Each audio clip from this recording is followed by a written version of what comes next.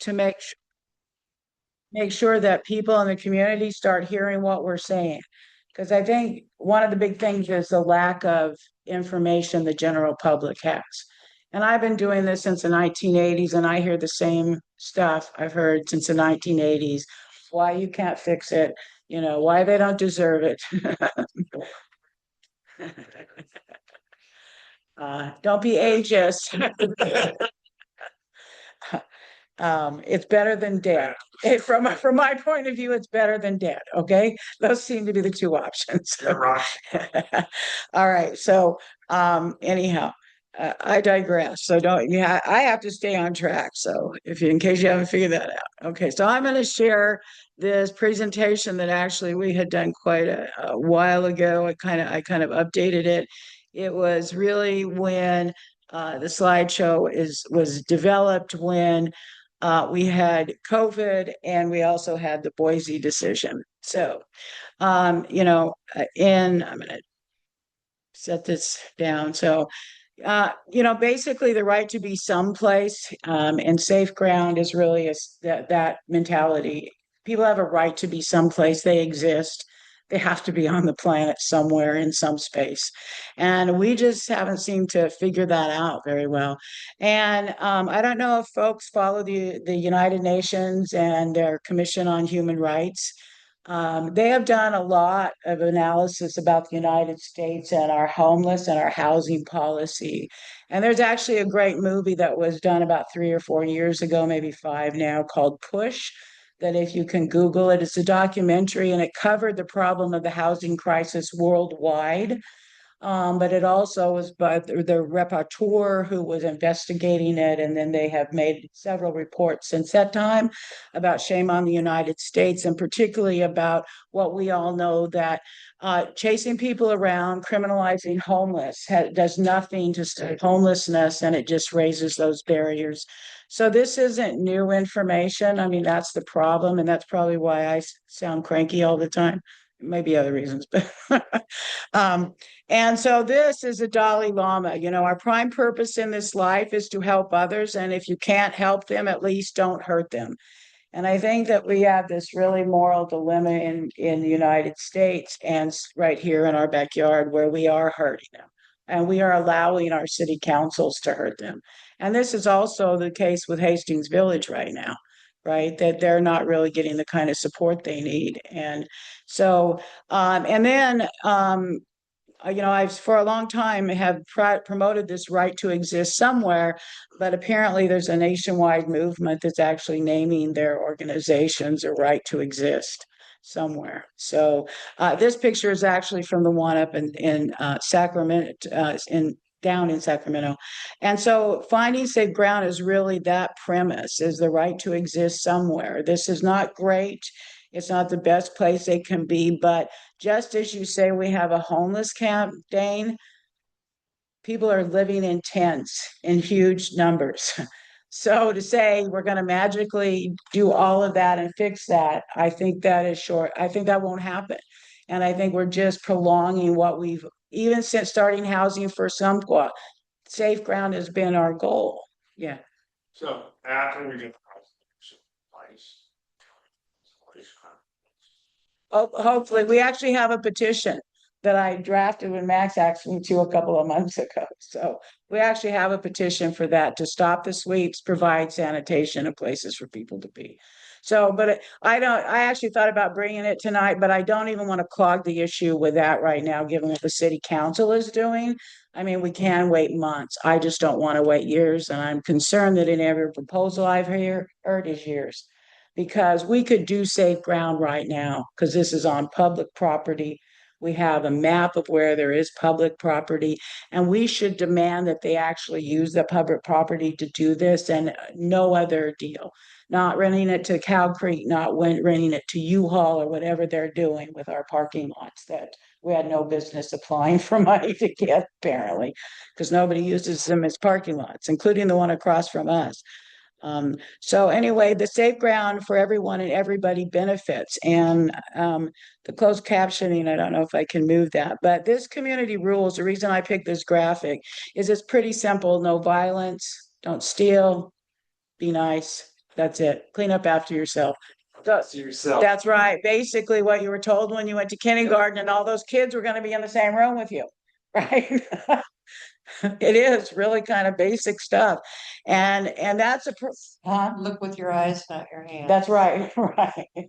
And then so the idea that, and so I kind of cringe at the idea of saying they need to be managed. A lot of my organizing experience was in low-income housing residents in California. And its tenants association, even one of the first forays, around the county commissioners was about the HADCO Residents Council, which is mandated by law, but they weren't allowing them to organize because, I'm sorry, but it's this kind of middle-class white privilege belief that if you're poor, you can't really figure out how to behave on your own. Well, I disagree. But I think you can also have infrastructure, and looking at safe ground.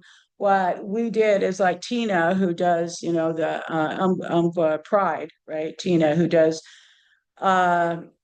intervention in de-escalation stuff and is trained in all that. I've already talked to her about going out and talking with folks, and you can have a system that does that. And I have the background, and other people I know have some background in organizing, particularly around issues of how you self-govern, because that's very similar to a tenants association in public housing, particularly. And so, and in fact, if you don't think that you can run themselves, when I was involved in that, for one, Jamie Sanchez, who is not here tonight, who's with Housing First Umpqua, we got her on the Housing Commission board, on the HADCO board, and ended up making sure that two executive directors who weren't doing their job properly decided to leave HADCO. So, and developed actually a much better relationship. And even to some degree, the fact that this building is now free was around the work that we did, and about how housing is connected to a community resource. It's not just housing for poor people, particularly low-income housing, but the same concepts can apply to this in this safe ground issue. So I have always looked at housing and homelessness or homelessness solution is two things. One is housing, and I'm sorry, if you don't have housing, you're never going to solve homelessness, period. That is the pillar, the concrete, the foundation of solving homelessness. But if you can't do it now, we have to manage it better. So we're in this conundrum that we've been tipped to manage homelessness. And believe me, since the 80s, we've been managing it poorly. We just have, an understatement for sure. And the amount of money that we've spent on it. And frankly, if people listen to the housing advocates that were saying this in the 1980s, we wouldn't have a homeless problem today. So to say we're going to wait, 2 more years to get them, some kind of shelter is, to me, not a feasible solution anymore. It's not even something to wait for. But we have to work towards the goal. While we're doing managing homeless better, we have to work through this goal and manage problems created by people living outside. We know them, the environmental stuff, the dysfunction of humans, right? The whole thing about how this affects the people who are living there. And you want them to be integrated into society, but you don't really care. You don't really want that because you're not acting like that. And I know everybody here in this room understands this, but sometimes I don't talk to people I'm talking to, really. Safe ground is not something Housing First Umpqua created. It's just a name that we call what has been called urban campgrounds, Dignity Village. That's right. Whatever it ends up being. And if we could do something other than tents really quickly, but if we're talking about 150 on Deer Creek, we're talking a lot more that are not on Deer Creek. And that's just in Roseburg, right? So that is the problem to me, really. And I'm going to keep going back to that until I shut up for some reason, which I don't know what that would be. So it's based on, and the safe ground model is based on experiences of other places. I'm going to tell people again about Dignity Village in Portland. They are shelters, but it's the longest existing homeless encampment in the country, I believe. If not, it's certainly in Oregon, but it has been around for a long time, self-managed. They went from being supported by someone else, and then they even have their own 501c3 that they run at Dignity Village in Portland. So there are models out there, but even what you need in those questions is from data that Housing First Umpqua has garnered from people over the years, even before we started Housing First Umpqua. You know, they need a place to be stable. They need a place to find food or cook food. They need sanitation. They need access to services. Like I said, this is the same dialogue. So the in a nutshell, and I did bring the flyers because that's our flyer that we have is pretty much based on the outline of this, the safe ground one. So I'm going to read from it because I can see it better than I can see that. So the places are designated places, public commons or private property where people can stay put with basic sanitation service provided, toilets, trash cans, and sharps containers. And this is when that was the only issue there was. The sharps were allowed, where people can prepare food and shelter to stay dry or warm or out of the heat. And so, granted, the tent is not the best way to stay dry and warm out of the heat, but it's doable. They do it on their own right now, right? When the weather's bad. And with a better infrastructure, they could do it in some manner. Resources provided, basic sanitation, food prep, and community services, security and oversight, public health and safety focus, self-managed, supported by the community. And I kind of already mentioned some ways you could do that and help build the support system. Access point for services at the location where people go instead of people having to go out. When I kind of I've been doing some research data about the medical vans that we have, or mobile units, and their processes. It seems that they're not, they say that they do more extensive services, but they don't really staff them as if they do. And so what people get is an access point, but they're really not getting services unless it's like wound care or, something really easy to do. So I don't see that they're getting ongoing medical connection there. We could ask Amy. She's been sending us a line item for the connecting point data. And I think they served like last month, 27 people. I don't know the dynamics of like what those services were, but maybe Adapt would provide like what those services as people are actually engaging.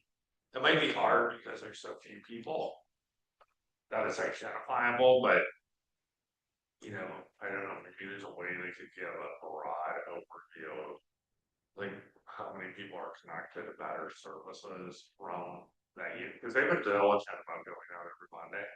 And they've been on the OTP parking lot. Adapt's been really doing a good job with their medical unit. Aviva needs to do a better job with Aviva. but Adapt really has been doing a pretty good job, but I don't know if they could bring what people are being seen for might be helpful. Well, the only time I went to the connecting point last summer at Adapt, when I talked to the people in the medical unit there, they were just giving out harm reduction stuff. They were not talking about any appointments. So I don't know, what they claim, and data is good to have. But the one thing I think with medical care, everybody knows that people are comfortable with people they know. And I think particularly people who are in the homeless population, that if it's not consistent, if there's a way, I think, and I talked with Casey Bolton when he was at Aviva years ago. It's actually why I had a first conversation, is to develop a street medicine team that's a true street medicine team where it's the same doctors or providers. And the other thing that I think is critical is the provider has to be somebody who knows how to behave towards people living outside. There are two other things I think might give us a snapshot of what like the DK clinic and Kings County, and then the level of integrated navigation, and Cassie, that's passed. They can probably give it the snap because they have 3 providers that go out all volunteer, and that's all volunteer twos, and maybe they could just give us a snapshot of like people are, what the base services are, and it might give us an idea of like, okay, this is what we need to help support. Yeah.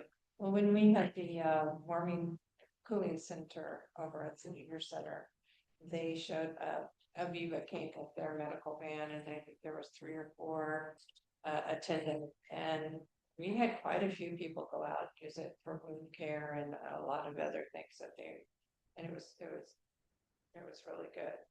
But there seems to be some sort of territorial issue.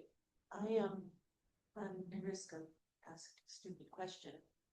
Mercy has no interest in providing any kind of services like this. They're doing something. The gal on the homeless commission that's from Mercy, she's going into the camps. And She's a medical professional. yeah, she has a team from Mercy that's been going out, I guess. I don't know. I don't know. What's her name? I could ask her. What's her name? You'd have to look it up. On the commission? Yeah. The only person that wasn't there was Michelle Moore. No, there was another female that works for Mercy, and she's been doing Oh, yeah. Okay. street medical. Okay. But I don't know what it looks like, and I don't think they're involved with like the Thursday activity. But they've been going into the camps to do something, and we can see if she has some information, like how successful that is. Well, and there are other roles in the past, and this was 3 or 4 years ago. I went and talked with someone there. It was actually one of the discharge nurses that wanted me to talk to them because they have a respite shelter in Eugene, right? So if you're leaving the hospital, they don't put you out on the street in Eugene. So you're able to recoup there. And other places have it. I just happen to know about the one in Eugene. Well, sometimes the discharge planners attempt to find a place. So yes, that would be, I'd love to, and the only reason I say Mercy, not that all these other places aren't also, but I mean, that's their whole thing, they're. Of course. Oh, yes, of course. So they just seem like a perfect fit, but anyway. I don't think they're out of the question. I just don't know that recently anybody's had any conversation with them. Okay. And the reality is I'm an advocate. I'm not somebody who's going to be part of the structure of putting all that stuff together. Saying, here you go to this. Right. Here you go to this. Be willing to go out. I'm not committing to anything at this moment, but I am. That.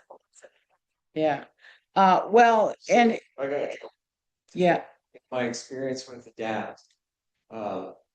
In respect to the mobile primary care, the reason why there was such tension when it comes to territory was because ADAPT owns the mental health contract for the county. And a lot of the people that were downtown or the surrounding areas around there were dealing with a mental health or substance use component. So if they were to establish, since they had that, more likely they'd be going to adapt their services. On the other side, if they were to establish care at ADAPT and then go to Aviva, there's something like a 30-day gap in between where they would not be able to bill for services. Bill who for services? OHP, HP. Medicaid. So there was like a They territorial would end up being. They Right, without- treat it as a client's request to move their provider, which usually has a month delay. It's either 30 days or 6. I can't remember. I think it's 30. And so ADAPT, if they were being seen by ADAPT for their substance abuse or mental health issues, and they also had a medical need, I know there's medical needs, but like a broken arm, where would they go? ADAPT isn't. Yeah, so anything urgent care related would be triaged, to go through everything, and anything emergent would be going through Mercy. Yeah. So it would be triaged down to. And so would there be a billing problem there then? No, because that's a different bucket. Gotcha. Yeah. Okay. So as long as they weren't asking for addiction counseling or mental health components. Right. And if it's wound care and some of these other things, yeah, it'd be okay. Yeah. Yeah, that's a bigger conversation for the new CEO to see how he gets along with the new CEO from Aviva. There's a lot of leadership changes, so And the new CEO from Aviva and the new CEO from adapt. Adapt. Does ADAPT have like psychiatric like medicine prescribers or just mental health counselors? Yes, I was aware they had psychiatric medical prescribers. Yeah, they have it on the primary care side and the mental health side. Um, So the safe ground is a better way to manage homelessness. That's just really the bottom line. That's kind of why we think that we have to start here. I told a story last week in the 80s when somebody said you could house people in containers. I told them to go away. So, right. So now I'm down, I am down to tents now. Okay. The sad reality of the situation we are, the tents are better than nothing, and they're better when their people are left alone. And so, and it is not the end all. And if we think it's the end all, or make people think that this is the end all, that is a big mistake. So, I think that the sheltering options, as well as basic sanitation and access to services. There's a part of the component of this whole thing that I really did not put in here, but it's been changes to the SNAP program. Because now if somebody is an able-bodied adult without children, which is what they're called, an ABOD, able-bodied adult without children. And if that's what they are, without dependents, right? Sorry, yeah, dependent. They're now not exempt if they're homeless. They're not exempt from work search, and I'm talking about work search or work activities. They're not no longer exempt if they're homeless, and they were until just a COVID though, I mean, these aren't No, these aren't, yeah. these aren't brand new rules. These are going back to just before COVID. oh There's no, always- homeless in Oregon. Homeless was an Always. exempt. Oh yes, State funded them. yeah, yeah, and in Oregon, it's been homeless since I've been doing outreach. Yes. Wow. And so, and actually farther than that, because I worked for a short time as a contractor with job development under the ABOD program. And so, and disabilities, if you go through the proper process, and it's not just disabilities for SSI or SSDI or some other program, but if you're involved in voc rehab, that's a work satisfaction, and it's disabled based. Because of your disability, you have the right to get those services. And so therefore you will comply. This was under TANF as well as the ABOD program, and has been in Oregon for Just As long as I remember. see, I think a model like this, if we had an organization running that and doing a breaking barrier program like we were doing with, it was a contract we had. So the peers were working with people that were using illicit substances and they were doing voluntary work for us. That might like fill the gap of the 20 hours of Yes. volunteer. Yes. To get and with an organization overseeing this, maybe those people could, working with peer support, get some volunteer time. It could be like doing the garbage cleanup or cooking the food, Yeah. helping support those things where they're getting a skill, Right. they're getting the peer support at the same time, and then navigating to better outcomes. With no, if they choose to continue to illicit substances and doing it in a harm reduction model there was no absentee part of that. It was just, but most of them navigated care. So the outcomes were like super positive. So that might be something we just drop a seed in this model, is like a breaking barrier style program where peer support's working with people living in this situation and developing skills. Well, and I guess that volunteer time, but I know that's a sketchy area. Is that a work requirement now? As long as they're volunteering, but I think the big thing is that, Kind of like the Dream Center. Most of those people are volunteering their time at the Dream Center, and I think it's great. And they're getting some life skills and eventually maybe. I don't know if that would count, but there are some changes and I'm not up to date on, so they're Well, Housing First Umpqua, our last newsletter, which was in December to the folks who live outside, actually said these changes are coming and you might be able to volunteer with us to satisfy those rules. Okay, because that is a possibility. And the one mistake I probably ever told Bernie Woodard is you can exploit people when you're a 501c3 because he tried that tactic. Because the reality is 501c3 nonprofits can have volunteers and they don't have to pay wages. They, it is truly, and churches fall under the same. So when people have asked me, why don't you go after the rescue mission? Because of their status, that labor requirement would be extremely hard to challenge. Okay. They can do it that way. Um, and and I think that if it is actually to the benefit of what the person is doing, I don't have a moral dilemma. And they are truly a volunteer and not exploited because you have to do that.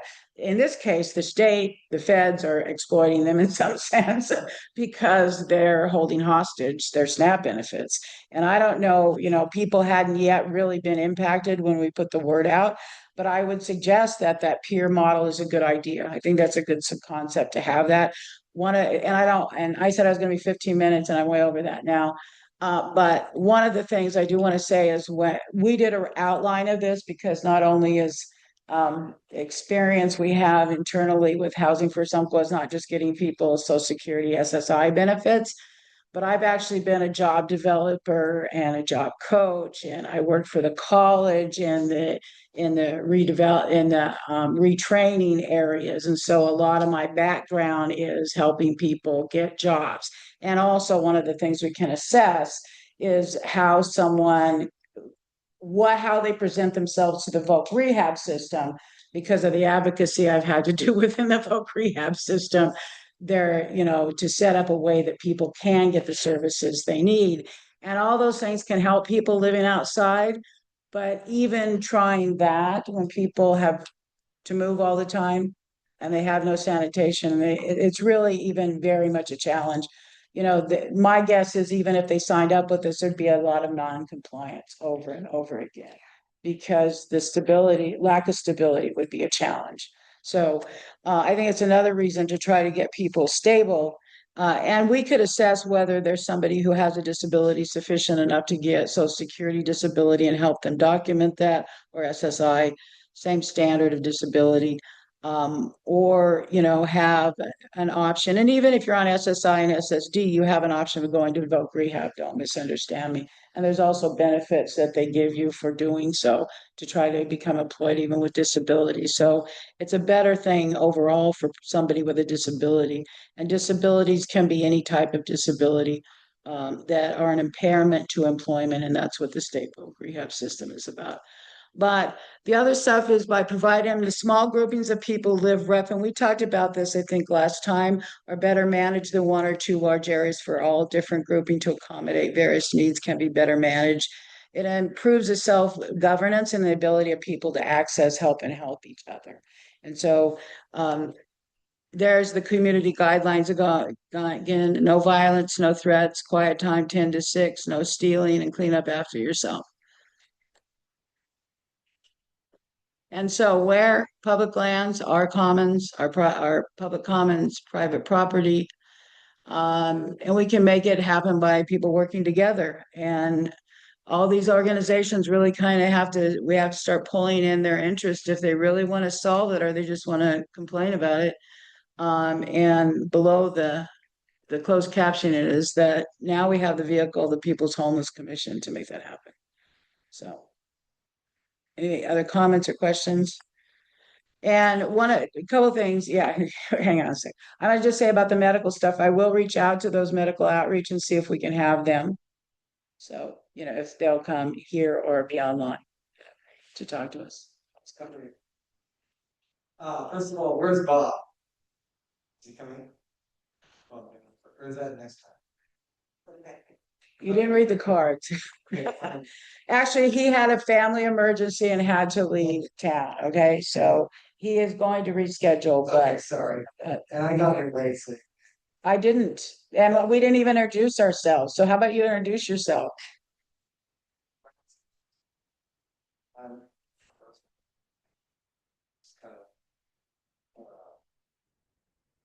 want kids to be together, and that's kind of helping. And so, thanks for being here, Brittany. I have a quick question for somebody in the audience. We can introduce each other ourselves. So in case, I'm Betsy Cunningham, Ruth. There's, Chris Smith, community member. Linda Romeyer, community member. Laura Glenn. no, it's not. He's just a chauffeur. He's the chauffeur. I need to show her a lonely man. Lori Stevenson, a community member, and I do help with enough bombs and other local activism stuff. So I'm Dean Zaner, community member, advocate, and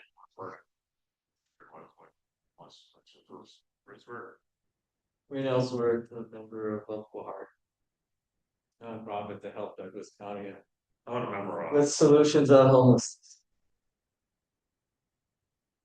So do we still have somebody online? Oh yeah, so this guy, Billy asked, having all the money they were already giving. We want to know what happened to all the money they were. They're asking the wrong people. We have the same question. I just kind of saw.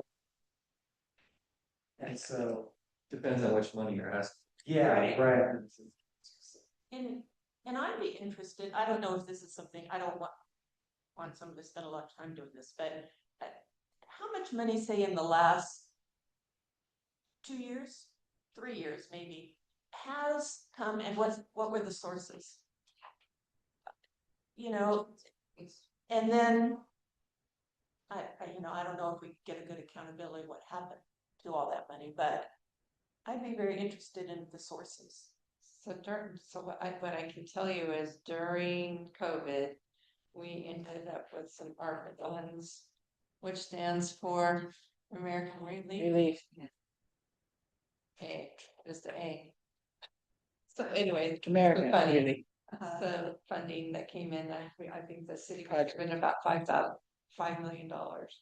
A good chunk of that went to the navigation center. They purchased it and they had some cost overruns because of all of the asbestos and some of the other components and things. I just.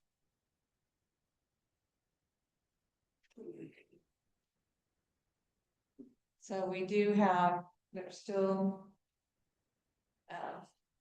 we were able to spend that on whatever the city wanted to. And so the council did a little set aside and put the money into the general funds, but it's set aside for, I don't remember exactly how much we have left in there, but we have some money to either purchase some land, or if there's land donated, or we come up with some free land, so there's a little bit of money available to help either start an operation or help an organization start funding it. So there's a couple different options. That's still from the ARPA. Yeah. Okay. So and Dane can discuss what he's. In the network, virtualized form, we come up with a good plan. Shannon, we'll go try to maybe this could be our goal, is to establish this, but I really think shelterings are better need. And having, taking the plans that Umpqua Heart had run up and refining that, not being but a tiny home village. Yeah. In our community with community centers, so that there's ability for these wraparound services to come out there, maybe 20 offices in the kitchen. Yeah. And the whole wrap, I think it's drawing up a plan from the plan we had financed would be great. But just approach them, asking them to come, hey, we got a plan, but he needs a plan. He did take that one to the governor. I think money was just an issue this timing probably gonna be an issue in 2027 too, because there's now more money coming. Do you think it needs to be in Roseburg or should it? But if it costs, you know, we could at least continue pushing that, hey, here's a village that we need in our. So, Second. sorry, I don't want to interrupt. But I was just, remembering when First Umpqua came and told me that too, he came to my studio and was like, you can get, the minimum is like $2,500 or some shit. And, you know, he's like, if you have a plan, real plan, you can actually get that much money in December or something. Christmas capital industrial fund, capital construction. Yeah, we put in a proposal based off the conceptual plan that I was gonna talk about today. Mike Feldman wrote it out and submitted it to Virgil. He put it in for the short session, and it did not go through. Right, and he's like, oh, I guarantee you, you have a good plan, you just have to have a good plan. He has to like come up with a good plan, which works. Yeah. But it's just like, maybe our credit grant. The grant, Yeah, you gotta have a vision. You have to have a structure, yeah, then you gotta have a budget. Nothing wrong with a plan is like, here's the vision. Here's the steps we wanna get there, here's the cost projection. right. And then really the plan. So Have that budget. the homeless commission should have that be. Like you're. That is one of the things that the council is now pushing for, so. Good. Before it was, let's focus on the property, and then once we got the property, then we could come up with a plan. Well, everybody that's on council is like going, no, we need to know what the plan is before we buy the property, because we could buy the property and it'll just sit there because nobody's got a plan. And so they're really. And not to. And not to take the folks away from that, because I think that's a great goal, and it's a goal I'd love to see. But I think that we have a much more immediate need, which is something to happen right now, because even if a tiny village was, you know, it's still gonna take more. You know, So on that note, I went to Grants Pass this last week because my daughter was coming into Greyhound, and I thought, what a great opportunity, see what they got going on down there. And I went, they have two camps, and two separate camps. There's no camping in the park, there's no camp, this is where you can be, and this is where they are. And then I went and I got a hold of Bernie, because he's got this new village that he's putting together. He got the funding from the LIPSIC funds for the addiction funding. You know more about that. So instead of taking those funds and using it for treatment, they've used it for housing. And so they got $1,175,000. And Weimar sold them a piece of property. He went and he's purchased the Connex, the refrigerator units, and they pulled all of the units out, and he's now got, right now they've got like enough for 75 people to move into, and they'll be moving in people in the 1st of June. So they had, they've been working on it 3 weeks, and they're looking at having the first 75 units done, and then there's another 75 units going in, and it's on 2 acres of land. But then they also have the MINT program, which is their wraparound service program, where they. Yeah, that's what Dane mentioned that earlier. Yeah. That's the one I'm gonna reach out to. Yeah, about and their so I medical went and supply. did a tour of their facility, so they've got this wonderful facility going on there. The money that's going in will also be putting in like a kitchen and the community room, just everything that we've been talking Shop about. inside. But when they started it, the budget was 1.175, and then the city came in And because of all of the runoff and everything, they had to rebuild everything up, put in swales, they had to put in drainage and a lot of the water management. But the whole city has just really been over backwards. They've done a lot of, forgiving of different codes and things in order to be able to make this work. It got sued. Twice. No, this was this was a settlement on a lawsuit. When they got it, a judge had an injunction against the city of Grants Pass, and that's why they did it. But they there also, is but they the- got the funding from, I think, whatever the funding came in from the other. The addiction money, that, We have a lipstick community here. but Yeah. Most of the money goes to that. right, and You think so, that? And lipstick isn't that much money. dollars? huh? It might be opioid settlement dollars. It might be. Yes, I was gonna say lipstick isn't that much money. I paid attention to county's lipstick money isn't that much. Yeah, Cause every, you get so much money. Right. City left, right, they could fundamentally the county, with county money. so It's maybe, pretty but money. maybe it's a conversation that we need to have. Maybe with the new county commissioners after the elections, to see if we can get. Where is this,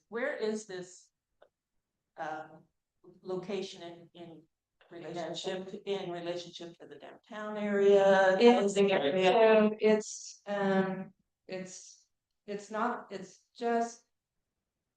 It's not that far from City. the south exit. Off of, when you're coming on the freeway, Yeah, to the I'm south exit. not familiar, That but line- in that- relationship, it's so It's not Right. one. A station or There's, it's the one of the camps is right across the street from the police station, and the other one is just not too far away from where they're building. But it's on the south end of town.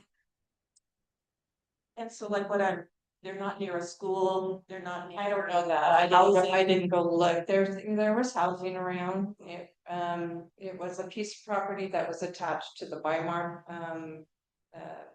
property. And with the Weimar on it. Yeah, and Bymark is right there, and then it's over here. There's one building here, and then the whole section is the.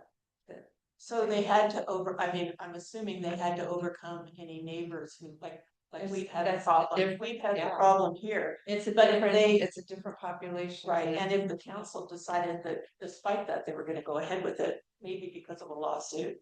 Cause that's part of it, there's never gonna be a 100% acceptance of it being in my neighborhood. Yeah, one of the things that, one of the reasons they got sued is because of the ADA components.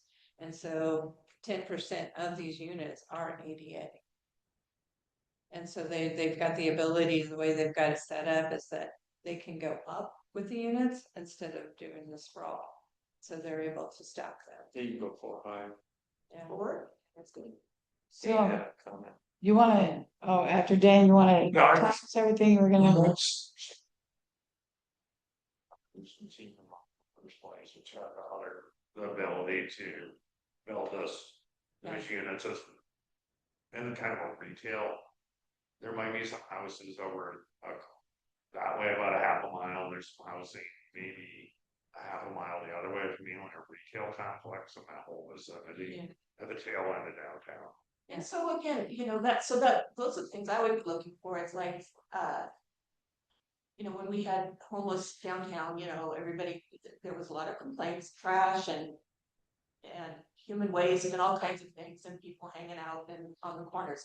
So now you have this camp and it's fairly close to the shopping center, but that hasn't, the people have managed to stay, away from the shopping center. They're not, bothering people, begging for money, doing all the things that everybody was so outraged. That's part of they have a contractual agreement with the individuals there that they're not hanging around or doing any of those things. If they want to be here, they have, and this is Parker's place. It's kind of Mint's contract. Okay, And so they've been able to expand on that and they put something else together for the name of the place is Parker's Place now. The new camp is going to, or the new settlement is going to be called Parker's Place. You're talking about grass gas? yeah. And last, my question would be, is there a time limit on how we can do it? There's right now, they have like a 90-day to get set up and the individuals are really struggling with that, so they're renegotiating it. So the folks that are part of it are getting to have a say in what's going on, and so they're looking for that 6-month component. But in that, they're also looking at creating another complex that has larger units, so that maybe once they get in and get established and they're getting the treatment or the wraparound services or their social security and all of those other things, they can then relocate. Because let's face it, we are still out 2 years on our rental lists. We don't, it's gonna cost what, $27 million to build a complex. When these things are $16,000 for 4 units. Right, Yeah. except if a person's only allowed to stay there for 6 months. But yeah, Yeah, so if it's a process of being able to transition, so you've got the wraparound team and hopefully, I mean, they're working on getting another place going so that they can transition people over. So, but those pieces are still there. that's right.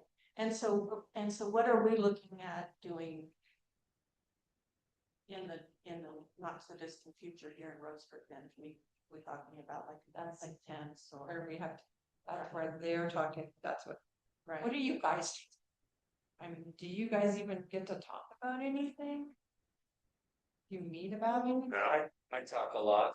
No, you do, but I mean, at the commission meetings, do you get, I have a question, but kind of like, I was talking to Larry afterwards, like, number one, I think she's going to put the public comment section at the beginning. Today was at the end because there was a presentation. And kind of like Larry does with the city council, have the commission talk about the topics that were brought up and we're gonna get them on the agenda the next time. Cause I think that's the gap, is like community members are bringing questions, but they're not being listened to, and how do we make that change a little bit so that the homeless commission takes the topics brought up at the next meeting as part of the agenda that is got. so at the end of the meeting, do you get to bring anything after the end of the meeting? There's an agenda item for counselor or commissioners to bring up, roundtable discussion. So like today I brought up I brought up plan time and we showed a correlation that we can more people year round. How do we get more data collection out there as a starting point? Because we just had a whole city council meeting last week for 1 hour on data and how do we help support that data piece, because that was kind of brought up several times. I'm like, Yeah. so good. I'm like, hey, I've got connecting point data around, at least showing this is the number of homelessness that we have on a year-round basis. You also brought up the fact that there are certain gaps in the data Yeah, when it comes to undocumented homeless kids. yeah. We don't have That's enough right. information on. I was working. There's somebody at meeting that you all had last week. Flora is going to try to bring some youth data, because youth gets compassion and we care about youth, they don't want to hear about adults. So maybe that would change the game if they know how many unsheltered youth are hanging out there. So I'm hoping Emily gets that rolling, because she was going to try to get with like Tasha's house and Lotus Pad and Laura and see how many youth are being served, so that we could get a number and they could prove it. Because I think that's what we need. We just need to incorporate data, and that way these cities can't ignore it. And then we just need to deal with doing our dice. Push the bar is like, hey, maybe get a lot of, that's what helped the grants passed, like Dr. Bruce and a couple other providers sued the city of Grants Pass on it. How is that getting? I- How is that getting any closer to providing any kind of shelter for people. We've gotten data, Yeah, no, that was like. zillions of data, zillions of pieces of data, and it's good. Data is always interesting. But how is that getting us closer to finding a place in Roseburg to put some? Well, I think tents? they can't ignore the number. I'm not, yeah, I don't really wanna criticize anything, but we've been looking at data for a really Yeah. long time. I think one of the things that came out of the meeting last time was that the numbers that we get and the information that we receive may give us opportunities to apply for funding in different areas that we may not have thought about. So, and doing more research on where we can get more funding. I think that's a part of it. The other component is the reason that we were asked, the city is being asked for the data is to see how much money has been spent. And why are we still in the same boat? Because we've spent so much money, we may have been able to, and this is just my opinion, so we're not allowed to talk, so this is what I'm holding, is that we may be able to show that the money that we've spent should have been done. Right, no, Get absolutely. housing. It's still not gonna get us any closer No, to, no. you know, so all those things again, I mean, are making people accountable, finding out that, you know, whatever happened to the money, happened to the money.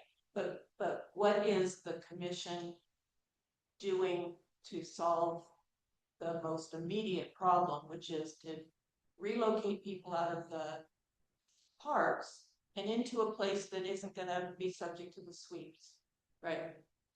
Well, the commission needs to gather the information to give the city council a recommendation on change. I bet you we could already. And I think, you know, you gotta give, the commission's kind of in reform, and it didn't meet last year, it met like 4 times. Yeah. And now it's meeting consistently, now we just need to gather that information. I think you hit the nail on the head, like, data is important, cause like, we could show what Mercy sees from homelessness. And if we could house those people, those issues of the emergency room would reduce the cost of our insurance program. And you can put in numbers like $20 million was spent at Mercy emergency room last year by homeless people. It's like, if we could do 2 of that $20 million, there's a whole lump of money. Which time are we gonna allow to gather the data?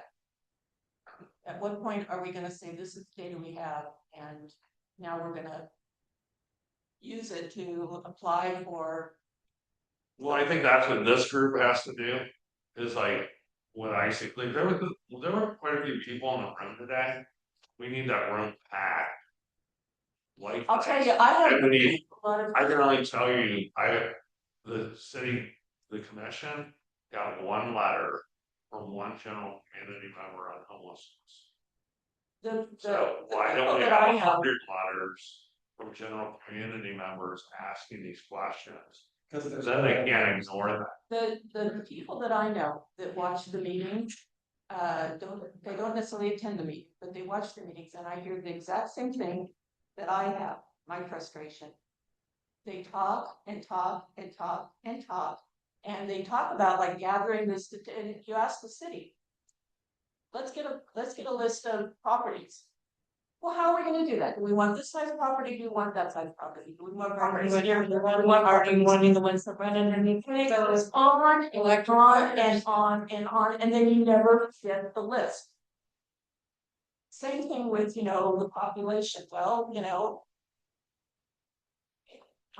I think that, so when I talk to my neighbors and friends about homelessness and most of them aren't really, looking to help the homeless necessarily, but that's what they say. That's been going on for months and months and months and years, and the money is on a floor. And I got a question for Rick.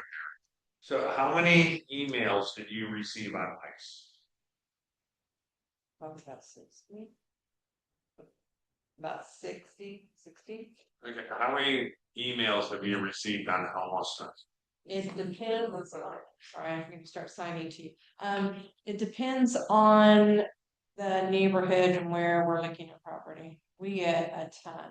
And But I like style. if we identify a piece of property, then all of the NIMBY crowd comes out and we get tons. And then we also get the form letters, so we end up with everybody sending in the same letter.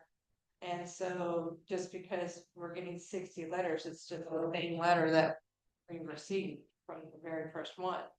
So, but we do get quite a few multiple. I would say we have more complaints that come in off of the park. And the people being down there from the businesses and from Laurelwood. And so we get a lot of letters like that. So, yeah, Max, and then Wayne is gonna do his spiel about what his proposal is, and all this is a very interesting thing the reason we started this, because of the questions you asked. You know, That's why I'm. more people are getting as cranky as I am, but the reality is, She's No. there with you right now. no more data is gonna give them the right answer that they need. They don't wanna solve it, and this is just another delay tactic. But Wayne, tell us what wonderful plan you have for solving this midterm transition. I don't pretend that we're ever gonna solve homelessness. Just your part, just whatever. But I do have some things to comment on the stuff that you guys brought up that I think would definitely be helpful. But the deal that Umpqua Heart had was based off of a lot of different information that was collected through HTAG for the last 10 years and through the homeless, because the city of Roseburg did pay like 90 grand for a consultant out of Portland to do a housing needs analysis that also had a homeless component to it. And they found out in those situations, the things that Roseburg area was lacking in the most was housing and coordination, outreach and engagement. Those are the things that they were lacking. We spent 90,000. I think that one was around 90. Wow, I've been giving them a much.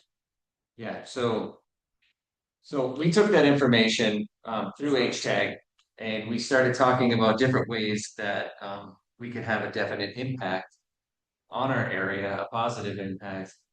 And it came to like the start of Connecting Point that Dane and I did a long time ago, 2017, 2018, whatever it was. But then it started leading into conversations about what can we do right now, you know, to help people have a place to be. And Betsy's been toting this line ever since I met her, the common ground aspect. And I am a big believer in the idea of having a place to be because we've seen the writing on the wall with the Hastings Village. Yeah, there were some challenges like I brought up last a couple weeks ago, but the biggest thing that we found out with having a common ground is the idea that people had a place where they felt safe. They were able to rest. The right to rest is something that is absolutely forgotten in this area. We were also able to coordinate resources that people knew were their people that they needed to help work. That was a big deal because people would establish care. I was working at a DAP at the time. They would establish care, but then service providers would go out to wherever they could be in Roseburg and they had migrated at that point because of the sweep. And yes, I'm downplaying the wordage because they didn't migrate because they wanted to. They were asked to. So it's a little different, but what we were able to do is we were able to develop a plan built upon basic needs that through a lot of surveying, a lot of time, and a lot of money went into to develop a phased out approach to be able to help with a positive impact associated with homelessness. And it started out with tents. And we were fortunate enough to be able to test the theory with Hastings Village because Hastings Village now does have its challenges, but at the time they were willing to go on the ledge and try something that no one else was willing to do. So Because they were afraid of being sued. because they were afraid of Afraid being. of got sued. Yep, That's it. Sorry. no, you're absolutely right. Just wanted to make But sure. there's motivation. right? Yes. I mean, I got sober because my kid wanted to say like, Dad, this is normal behavior, and I didn't want it to be normal. Everybody's got their motivation. But going forward, it's like, how can we help with the least amount of money possible because we don't have any? We have no support whatsoever. But what can we do now? And we did it through tents, and we put it on a wetland that flooded, and a lot of our tents got ruined. But we were able to compensate with that. But we found out that establishing a place where people can be and they felt safe and they were able to obtain rest, they were able to do things that they weren't able to do before. So then we were like, well, what if we took a phased approach at this? Because I mean, I believe that when I was a kid, and I'm showing my privilege right now, but when I was a kid, it was like you got a really crappy apartment, and then you got a little bit older, and then maybe you found a significant other, and you had to upgrade that, and then finally you bought a first starter home, and those kind of things. There seems like a progression. If you're going into some sort of recovery model, there seems to like to be some sort of progression. So what we developed is the tent idea, moving into a micro shelter idea. And this is nothing new. They did it since the beginning of time. Square One Village did it, Opportunity Village, the one in Portland that you were talking about, Dignity Village. Dignity Village, they've all done it the same way. They've all done it the same way. But we didn't have any money. So what if we were to make this model where we take people that are intense, that wanted to be able to go to a next step? What does that next step look like? Well, it can't be a lot, because it needs to be able to be in a model that is trauma informed and in a way that we can hone in on their motivation to get to something else. So just having a place with a door that people could lock, where they can keep their stuff safe. What that allowed them to do is go to appointments without worrying that their stuff is going to get stolen. And that's one thing that we found out with Roseburg is a lot of people not going to appointments and stuff for fear, not even going to warming centers, cooling centers, anything like that. Because we did it at the senior center. The senior center. People would not go there. Packing food for people to take back to campers that were too Right. afraid to leave their stuff. However, we needed to be able to establish something because they can lock up their stuff. But we needed to establish something where they could put their stuff. So a locker system of some sort, so they can have things. Then what can we do next? Then we're thinking, well, what if we were to put them in something that is just a little bit more, once they get to the spot where they are now maybe even creating an income, we were thinking about SOAR, SSI, SSD outreach and access and recovery. What if we were to get people getting in revenue now for either the people who do qualify for Social Security disability, the people that have employment, or anything like that, to be able to now establish something that is that mid-range of rent, that is at that 30% area medium income where people can afford it. So we developed an idea of tiny homes, which seemed like a logical progression to get into something, because everybody has to pay rent at some point if they do believe they want to be able to fall into whatever we believe to be normal society. There's going to be rent involved. There's going to be expectations and rules, those kind of things. But then we're like, what if we took it one step further? Now they're making rent. We're developing to get there. What if we were to take these tiny homes and put that side of the puzzle into like a land trust where they could potentially own that home? So now we put into a home ownership model where people can own that home, where it only appreciates, the home itself only appreciates so much during a given year. So if the person does put into this ownership program, they decide to leave, then we would buy it back from them and put the next person. So having this continuum of care to a small thing, a small model of 150 people, we've taken all of the information that we have received and put it into a conceptual plan where we might be able to take people that are willing to be able to motivate them to get to whatever that next step is on their own terms. Because we also believe that being trauma informed, that you have to be able to be in a situation that is not forceful. People have to be able to do it themselves. So we were able to, out of that, we hired a consultant out of Portland And we were able to create an education program for our local citizens to show them why this is important. They were able to run the numbers for Roseburg at the time, which is now 5 years ago. And we pretty much found out that if we were to house people or not house them, it was going to cost the same amount of money. So what is your integrity worth? Would we rather house people and do the right thing? Or we'd rather leave them on the street and gum up emergency rooms, public safety, dollars, whatever it might be. So now we've identified the education, we identified a model that was going to work, and then we needed to identify a chunk of property. We identified a 15-acre parcel that is outside of town on Diamond Lake Boulevard, that's right before the Oregon Fish and Wildlife Building. It is the last lot on the city limits before it goes to county. We just looked at that property. Looked at it twice. Yeah, you guys, the city has, yeah. And the reason why Nikki didn't go after it is because the infrastructure alone is going to cost way too much for what it's worth. To develop the property.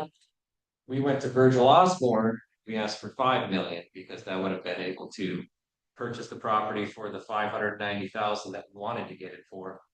And then do all the infrastructure and be able to put this model on it. We also thought about the idea of the amount of people that are living in cars and living in RVs. So we were going to designate 25 spots for RVs for people to be living in that, but do it on a rate of 30% AMI. So if they were to make $500 a month, $600 a month, it would be 30% of that, whatever it is, to be able to rent that lot. It would be full hookups at that point. And then you would also be providing all of the sewer, like the better cleanup. Yeah. So would they be utilizing the camp or community area and restaurants and stuff? So we had it, well, when it comes to the conceptual plan, I don't have my laptop to be able to share it, but I can definitely email it. There was going to be sections of this, but it was going to be integrated. And how we had it planned was at the center of everything, we were going to have a community center that was going to have refrigeration, warming, cooling. It was going to have a sit-down area for drop-in. And then it was also going to have rooms for people to offer their services at this point. And then, and then around that was going to be our micro shelters. Because we decided to go away from tents because it was just going to be too much. Tents are really designed to be lived in for that long. So it was going to be micro shelters, and then it was going to be tiny homes around that kind of idea and have everything integrated. When it came to the RVs and the people living in the micro shelters, they would be able to have services when it comes to community kitchen, bathrooms, showers, those kind of things. So it was going to cost us about $5 million to be able to put it on the ground. And we weren't able to raise any of the funds to do it whatsoever. But by establishing this property, we actually were able to put something in a concept, be able to see it, what kind of impact it had, put it in relation to busing routes because they just opened up Sunshine Park Apartments. And the bus system started going that way. Some development is going that way. And plus, within a quarter mile away, Adapt is opening their brand new inpatient lodge. So we thought it to be a really good place to be able to put in that location in direct respect to Adapt, the Dream Center, and Sunrise Apartments. And like I said, it's in a spot where it still can have that out of sight, out of mind for the city. Sunrise Apartments, us. Correct. Sunshine, yeah. Sunshine Apartments. Sure, they're not, I mean, they. Well, right now they're running a facility that's 100, I can't remember how many units, but a lot of the people that are housed are people from the streets. It's low, it's a low end. I knew it was low. Okay. Yeah. Okay. So we put in, when our thinking pattern. No, it's a different. No, it's a low income tax credit property, so The rental units are like $1,000. Yeah. So, Thank you. The last thing was the incorporation of specific supports with peer support and community health workers. We believe with Umpqua Heart, we believe that peer support is probably the biggest part in all of this, having somebody that's going to be able to walk along with you on this journey to be able to get you from the streets into whatever kind of recovery. We do take a harm reduction model when it comes to homelessness. He's a harm reduction guru when it comes to this stuff, but really that's what it is really putting the right supports at the right time and making sure that you're consistent.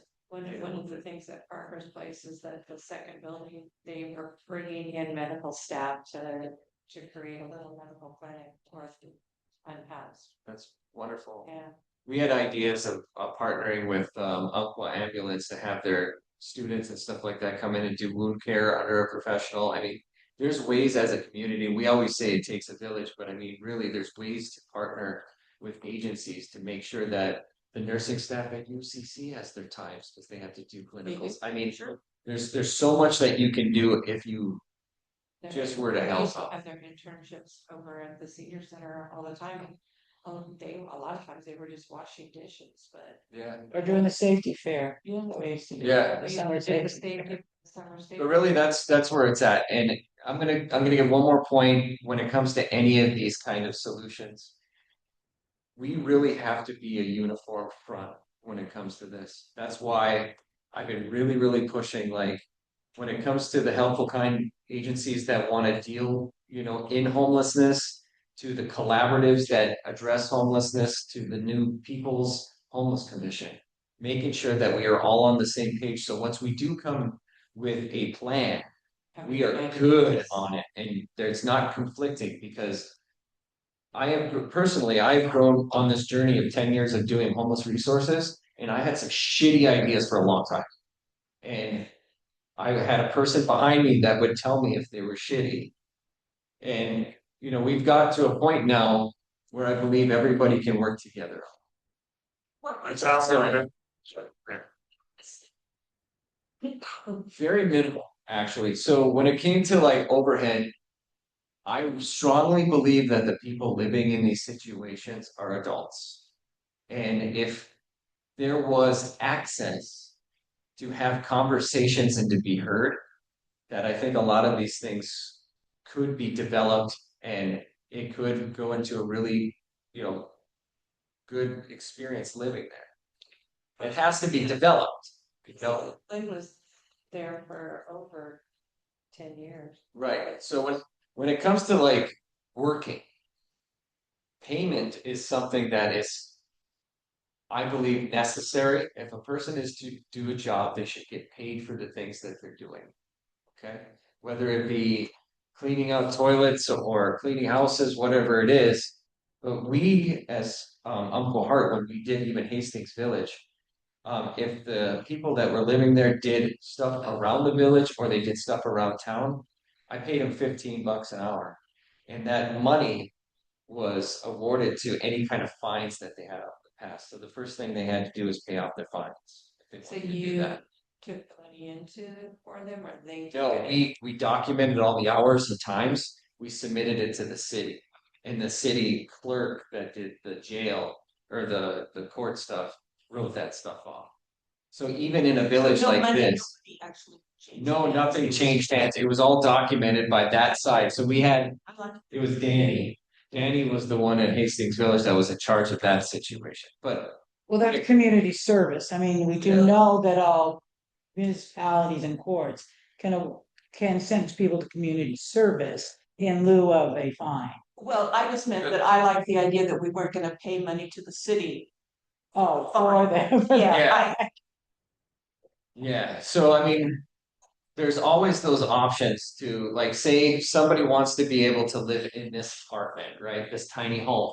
And this tiny home is like $300 a month or whatever, or based off of their income, but they can't make rent, but there's a chore list. That you can make this much money if you were to do this, or this. So we have that. So it's an equivalent, it's an in-kind value of at Yes, least minimum. but it was an actual wage. It was $15 an hour at the time. Now, that was 5 years ago. So now it's probably 17 or $18 an hour, but still, the gist of it is there's ways of being able to do that, and there's also support behind you to help you get it done. You know, so that's kind of like the conceptual plan across the whole scope. But I believe it needs to start with a place to be right now, and if that is tense, the only thing that I could say with that is have a plan in place, all your policies in place, everything 100% before you put people on that property. Right. That was my biggest screw up with Hastings was having people on the property trying to build We it. have to change things now. We've been here for how long? Yeah. I can hear it. Well, Yeah. I just want to say, I don't think these No, are right. either or. I don't think Look at any of these are. Hastings Village. We walked away from Hastings Village, we went to the city, put together a plan, a budget. And said, it's going to cost you $50,000 a month to run this place effectively. We had 2 managers. And I believe 2 full-time and 2 half-time peer support to work in that village. And we said, this is what it's gonna take. Actually, it was 2 managers and 2 peer supports, and so 4 people. And we said, it's gonna cost you $15,000 a month to run this efficiently and effectively. They said no. We said, here you go. And so, because you have to have that wraparound support Yeah. internally with whatever we do. Well, that's what I was asking. It challenges me. I get, when I used to go down to Grants Pass once a week, nothing infuriated me. Or every time I see this campground here, as I left, there's another campground, and I'm going, why can't Roseburg do this? They have water. It's some of it's still inhumane, but at least they have bathrooms and they have water and they have a safe place to go that they can feel safe. And so it answers a lot of, and now they're working on Harvard's way, so I'm assuming they're working with camps, getting them over there at some point in time. Our homeless commission is the chief of police, one of his lieutenants, actually Bernie is the head of the homeless commission. The chief of police is on there, one of his lieutenants, and 2 counselors from the city council is on there. And it's just a difference night and day that working with the community down there as to what we're dealing with up here.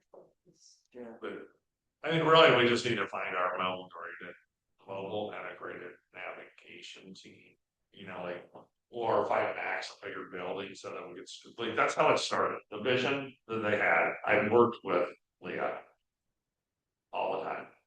She worked for Josephine County Health Department. I worked with Cassie. They had a dream. They started that dream.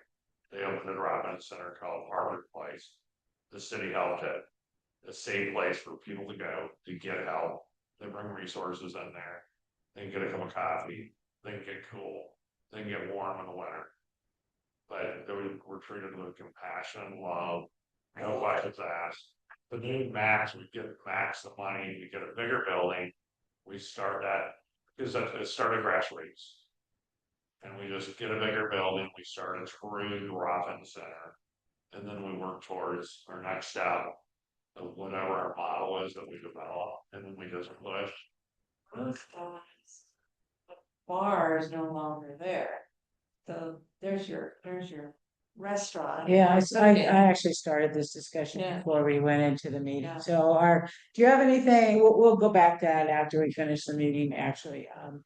Do you have anything else about this? I mean, you have a plan, is it updated to what it would cost now? That's All what that we're stuff. working on is the next step of what it's Yeah. gonna cost now before we release it, because after working with Mike Feldman and submitting it to Virgil, I realized that it was about $2 million off with the new costs.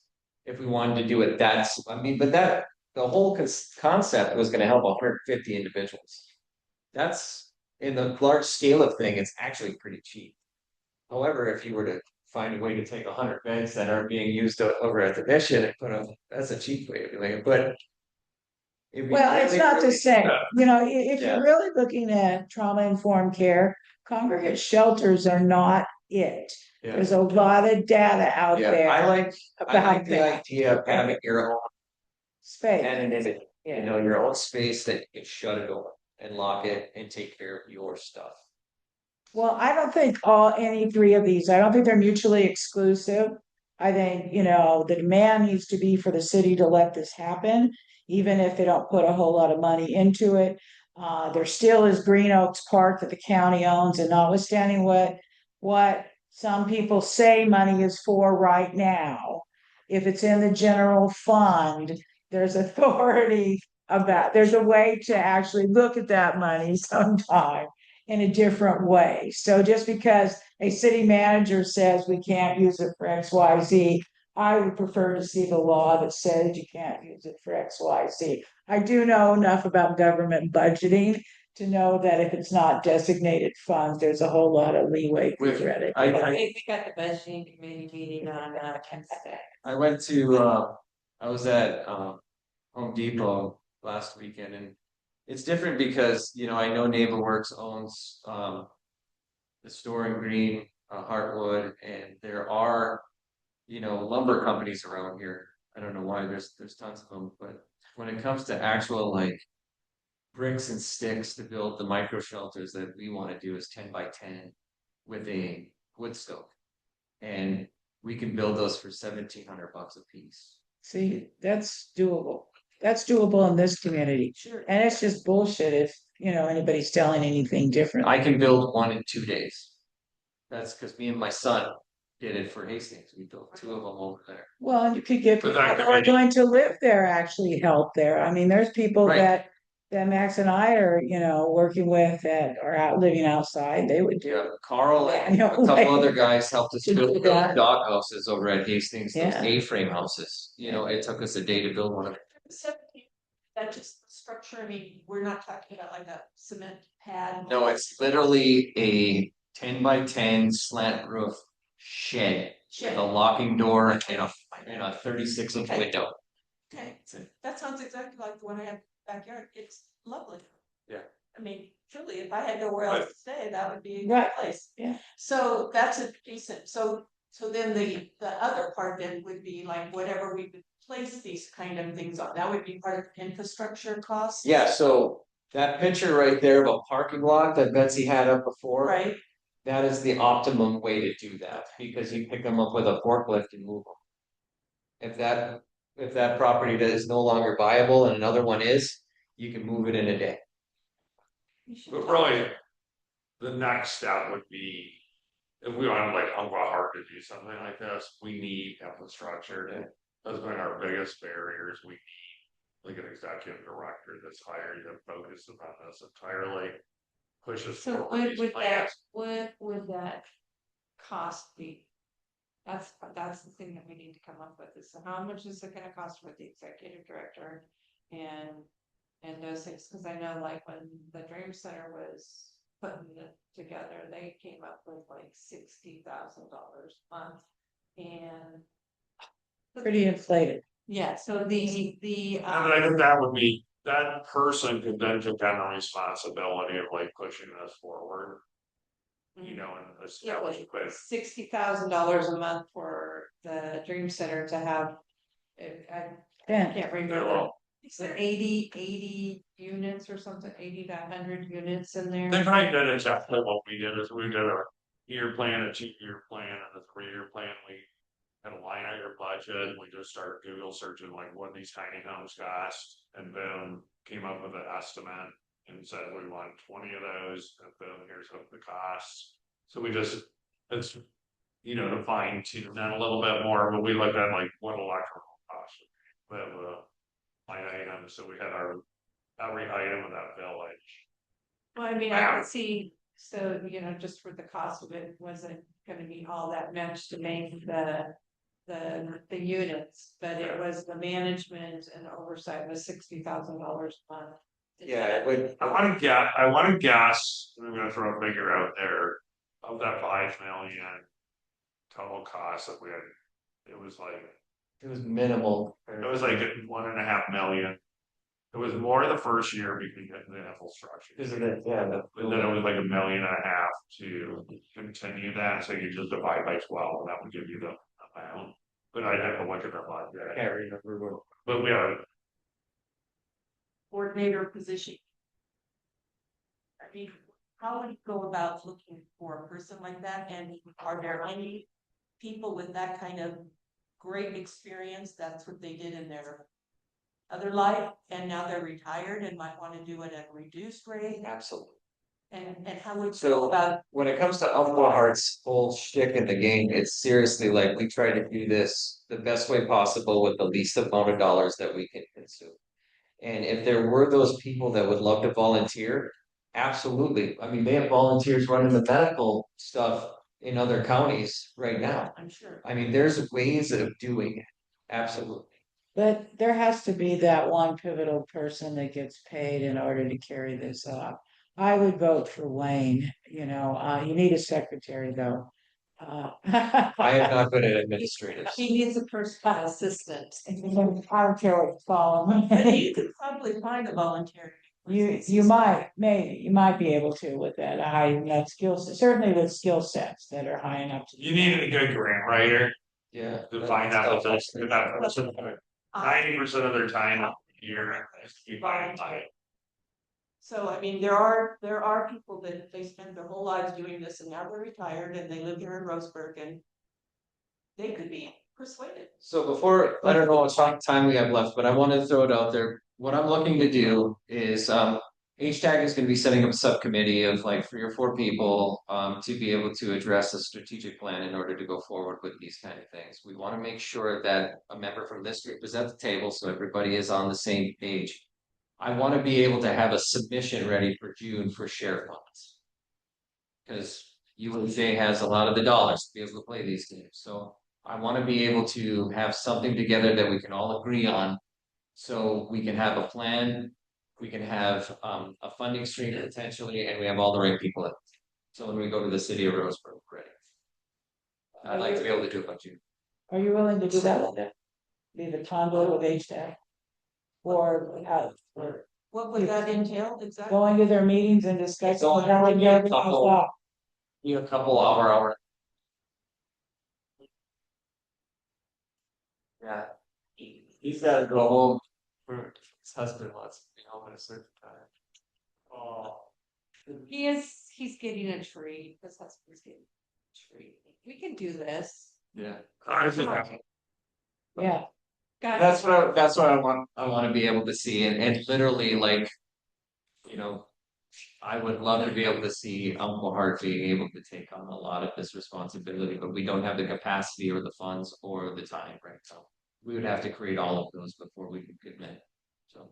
Yeah, Did you have your meeting, from HTAC, a group of people get together to? No, it's gonna probably happen next week. and that's what I was talking about, Linda being the representative from the People's Homeless Commission to go to that HTAC. bye everybody.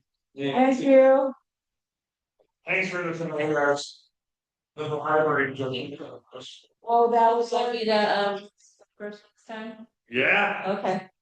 It's pretty simple bribery. I yeah, know. so, I was gonna go home and do it on Zoom. I said, maybe it's for Bill. he did mention about the bribery, so, yeah. I